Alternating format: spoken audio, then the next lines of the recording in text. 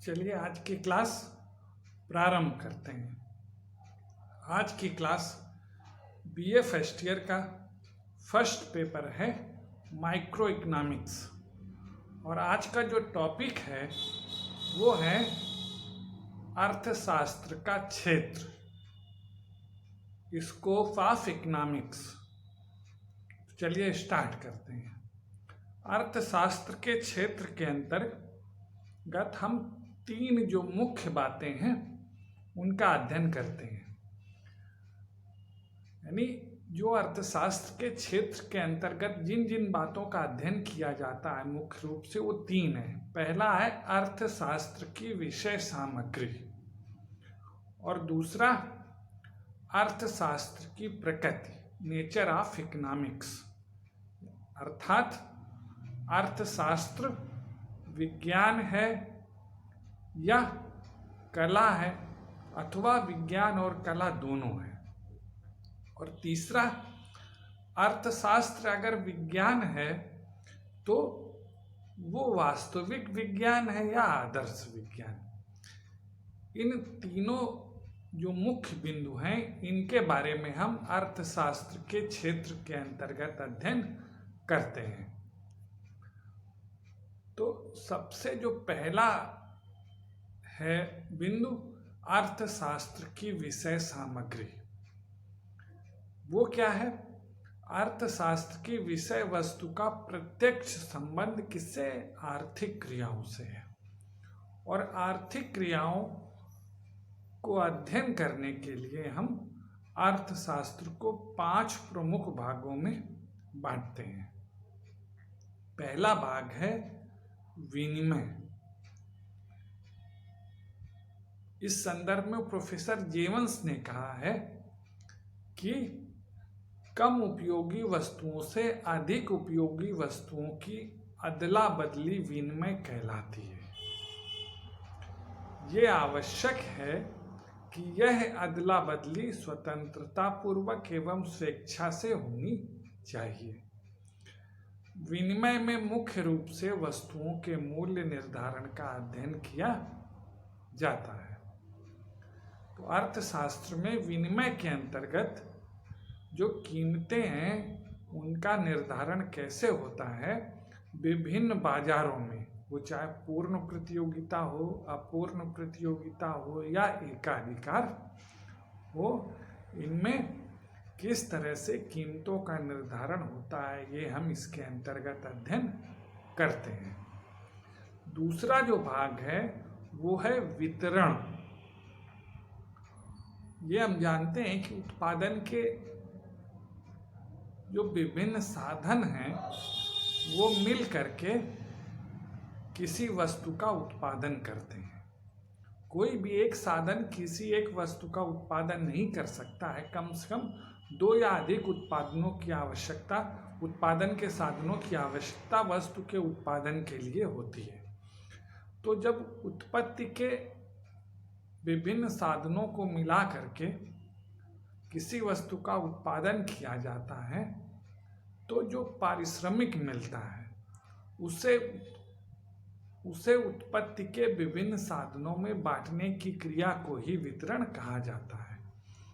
तो वितरण के अंतर्गत हम लगान, मजदूरी, ब्याज, लाभ इत्यादि के निर्धारण का अध्ययन करते हैं।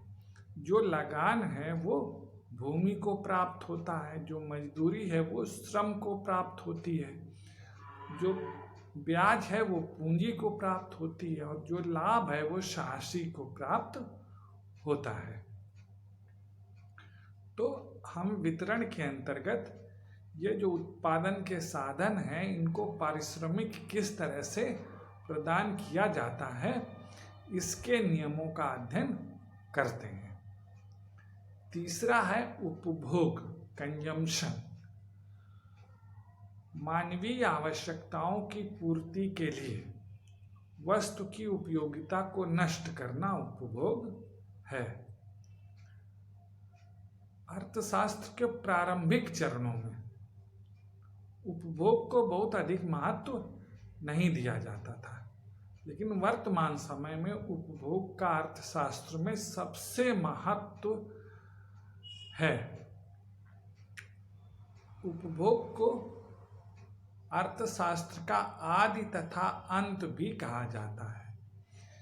किसी उपभोग के कारण से हमें किसी वस्तु की आवश्यकता है, किसी वस्तु का उपभोग करना है, इसलिए उस वस्तु का प्रारंभ हुआ, उसका उत्पादन हुआ।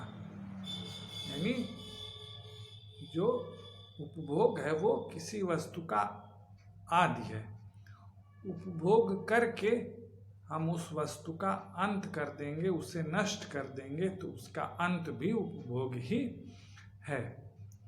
उपभोग के अंतर्गत जो उपयोगिता के सिद्धांत हैं, सम सीमांत उपयोगिता नियम, सीमांत उपयोगिता, ह्रास नियम या जो अन्य नियम है, इनका हम इसके अंतर्गत उपभोग करते हैं। चौथा है उत्पादन। उत्पादन से तात्पर्य मानवीय आवश्यकताओं की पूर्ति के लिए किसी वस्तु की उपयोगिता के सृजन से है। अर्थशास्त्र में उत्पादन का अर्थ है किसी वस्तु को और अधिक उपयोगी बना देना या उसमें उपयोगिता का सृजन कर देना ही उत्पादन कहलाता है। उत्पादन के विभिन्न साधन हैं, भूमि, पूंजी, श्रम, साहस, संगठन, ये उत्पादन के साधन हैं। तो इसके अंतर्गत हम जो उत्पत्ति के विभिन्न साधन हैं, उनकी कार्यक्षमता, उत्पत्ति के जो विभिन्न नियम हैं, उत्पत्ति वृद्धि नियम, उत्पत्ति ह्रास नियम, उत्पत्ति समता नियम, इनका अध्ययन करते हैं तथा उत्पत्ति की अन्य तमाम प्रकार की जो समस्याएं हैं उसका अध्ययन हम उत्पादन के अंतर्गत करते हैं। पांचवा जो अर्थशास्त्र का भाग है वो है राजस्व या पब्लिक फाइनेंस। राजस्व राज्य प्लस स्व, यानी राज्य का धन।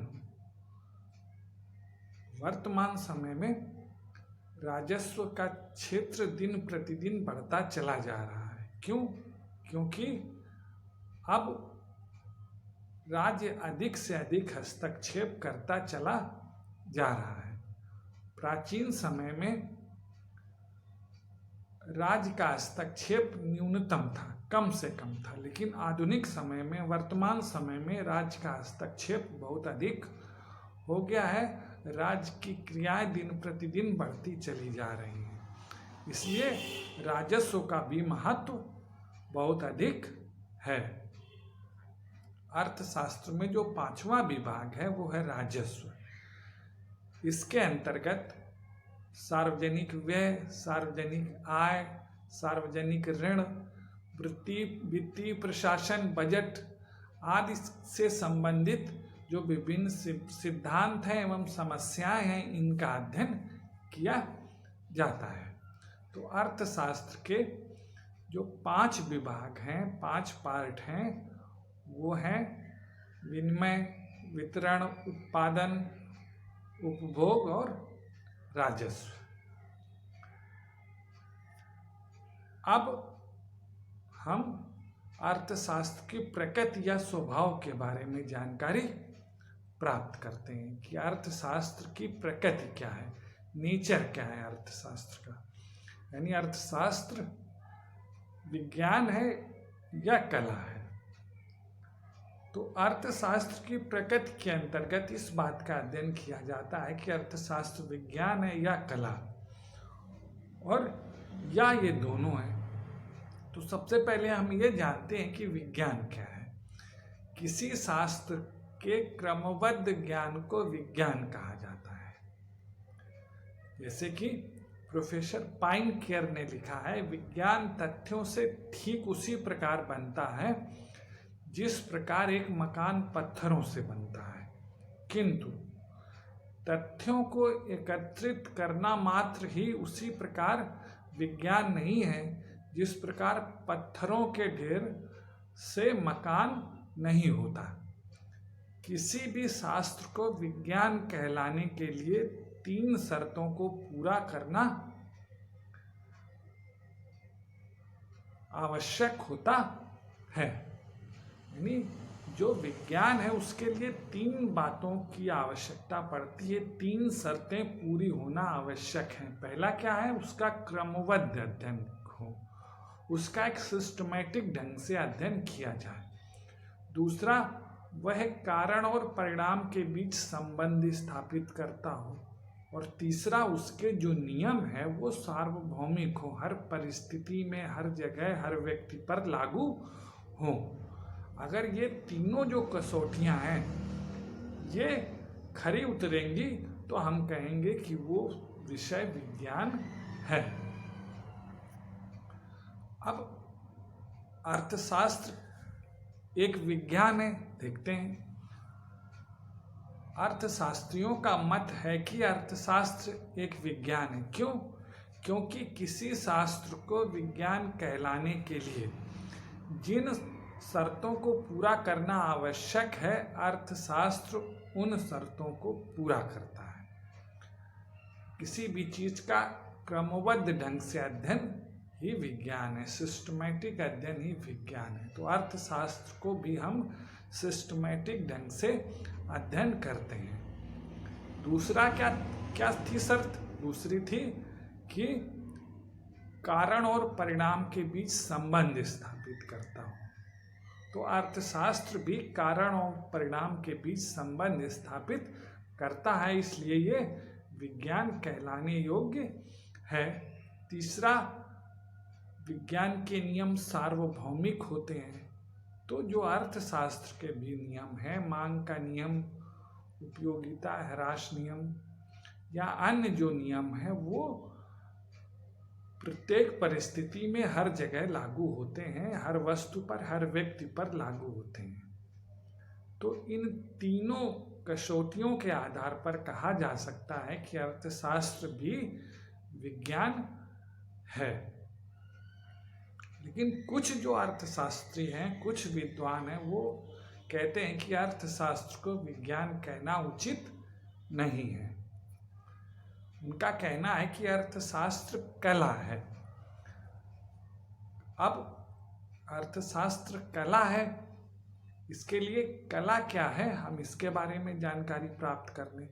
कला का अर्थ करने से, अर्थात किसी कार्य को उत्तम एवं ठीक ढंग से करना ही कला कहलाता है। प्रोकिन्स के अनुसार कला नियमों की वह प्रणाली है जो किसी दिए हुए उद्देश्य की प्राप्ति में सहायक हो। ये तो हुई कला की परिभाषा। अब अर्थशास्त्र कला है कि नहीं है? अर्थशास्त्री अर्थशास्त्र को विज्ञान के साथ साथ कला भी मानते हैं। इसका कारण ये है कि यह आर्थिक समस्याओं के अध्ययन एवं समाधान के लिए व्यवहारिक सलाह भी प्रदान करता है। यानी कि जो आर्थिक समस्याएं हैं उनके समाधान के लिए अर्थशास्त्र व्यवहारिक सलाह प्रदान करता है, इसलिए ये कला है। मुद्रा, बैंकिंग, विनिमय दर का निर्धारण, भुगतान संतुलन आदि से संबंधित समस्याओं के समाधान में अर्थशास्त्र की अहम भूमिका होती है। इसलिए अर्थशास्त्र को कला कहना ही उचित है। कला के रूप में अर्थशास्त्र वास्तविक विज्ञान तथा आदर्श विज्ञान के बीच पुल का काम करता है। यानी कला के रूप में अर्थशास्त्र, जब हमने अर्थशास्त्र को कला माना है तो ये वास्तविक विज्ञान और आदर्श विज्ञान के बीच एक जोड़ने का काम कला ही करता है। ये तो हुई कि अर्थशास्त्र विज्ञान हो गया और अर्थशास्त्र कला भी है। अब हम ये देखते हैं कि अर्थशास्त्र विज्ञान है तो विज्ञान के अंतर्गत ये वास्तविक विज्ञान है या आदर्श विज्ञान है। तो अर्थशास्त्र एक विज्ञान है तो हमने समझ लिया। साइंस या विज्ञान दो प्रकार का होता है, वास्तविक विज्ञान तथा आदर्श विज्ञान। तो अर्थशास्त्र इन दो में से कौन सा विज्ञान है, अथवा दोनों ही है, यानी ये वास्तविक विज्ञान है या आदर्श विज्ञान है, अथवा वास्तविक और आदर्श विज्ञान दोनों है, इसका भी अध्ययन आवश्यक है। तो वास्तविक विज्ञान क्या है? वास्तविक विज्ञान वह विज्ञान है जो अपने वास्तविकता तक ही सीमित रखता है, वह वस्तु स्थिति का ही अध्ययन करता है, उसका अच्छाई बुराई से कोई संबंध नहीं होता। यानी जो वास्तविक विज्ञान है वो वास्तव में क्या है, वास्तविकता क्या है, इसी चीज का अध्ययन करता है, उसको क्या होना चाहिए, यानी अच्छाई बुराई से उसका कोई संबंध नहीं होता। लेकिन जो आदर्श विज्ञान है वो तथ्यों की केवल व्याख्या नहीं करता, यानी वास्तविकता क्या है का ये अध्ययन नहीं करता, बल्कि क्या होना चाहिए का भी अध्ययन करता है। यानी आदर्श विज्ञान उसकी अच्छाई और बुराई के बारे में भी सुझाव देता है, यानी जो आदर्श विज्ञान है वो क्या होना चाहिए का भी अध्ययन करता है। तो ये तो हुई वास्तविक विज्ञान और आदर्श विज्ञान क्या है इसकी बात। अब जो अर्थशास्त्री अर्थशास्त्र को केवल एक वास्तविक विज्ञान मानते हैं वो इस संबंध में अनेक तर्क देते हैं। उनके अनुसार कारण और परिणाम के बीच संबंध स्थापित करते समय ये बताना संभव है कि किसी कार्य के करने का परिणाम क्या होगा। ये बताना कठिन है कि क्या होना चाहिए। यदि अर्थशास्त्र को आदर्श विज्ञान मान लिया जाए तो क्या होना चाहिए और क्या नहीं होना चाहिए के विवाद में फंसकर अर्थशास्त्र का विकास नहीं होने पाएगा। इसलिए जो अर्थशास्त्री अर्थशास्त्र को केवल वास्तविक विज्ञान मानते हैं वो कहते हैं कि सिद्धांत बनाना, उनको लागू करना, उनके अच्छे बुरे परिणामों की व्याख्या करना आदि सभी काम जब अर्थशास्त्री ही करने लगेंगे तो अन्य शासक क्या करेंगे। इसलिए अर्थशास्त्र को एक वास्तविक विज्ञान ही बने रहने देना चाहिए। यानी जो अर्थशास्त्री अर्थशास्त्र को केवल वास्तविक विज्ञान मानते हैं उनका कहना यह है, अपने पक्ष में जो वो तर्क देते हैं कि अर्थशास्त्रियों का काम मात्र सिद्धांत बनाना है, अब उनको लागू करना, उनके अच्छे बुरे परिणामों की व्याख्या करना, ये काम अर्थशास्त्र का नहीं है। ये काम किसका है? ये है शासक का, सरकार का काम है कि उन्हें लागू करे और उनके अच्छे बुरे परिणामों के बारे में वो बताए जाने। तो अर्थशास्त्र का केवल सिद्धांत बनाना ही काम है, इसलिए इसे केवल वास्तविक विज्ञान ही बने रहने देना चाहिए। लेकिन जो दूसरा मत है, इस मत के जो अर्थशास्त्री हैं उनका कहना है कि अर्थशास्त्र एक आदर्श विज्ञान है, और इस संदर्भ में वो अपने तर्क देते हैं।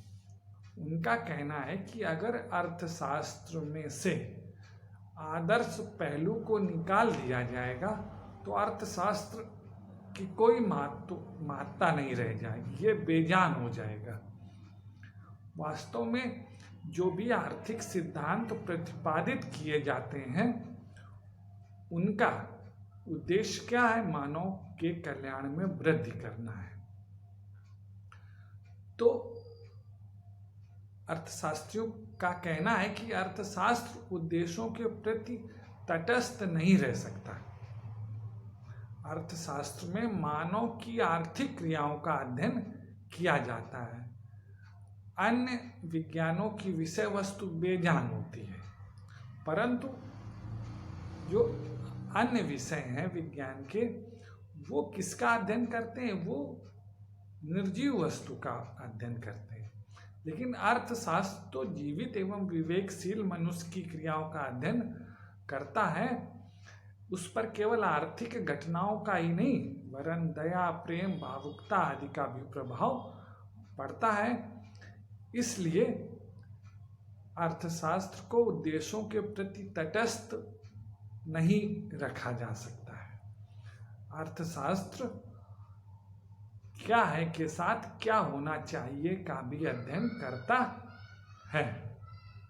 तो हमने दोनों जो मत देखे कि अर्थशास्त्र वास्तविक विज्ञान है या अर्थशास्त्र आदर्श विज्ञान है, तो इन दोनों मतों के विश्लेषण से स्पष्ट हुआ कि अर्थशास्त्र केवल वास्तविक विज्ञान ही नहीं है, वरन एक आदर्श विज्ञान भी है। अर्थशास्त्री का कार्य केवल व्याख्या और खोज करना ही नहीं है, वरन और अच्छाई और बुराई को बताना भी है। तो इस तरह से आज हमने तो निष्कर्ष रूप से कहा जा सकता है कि अर्थशास्त्र एक वास्तविक विज्ञान तथा आदर्श विज्ञान होने के साथ साथ कला भी है, जैसा कि प्रोफेसर चैपमैन ने लिखा भी है। क्या लिखा है?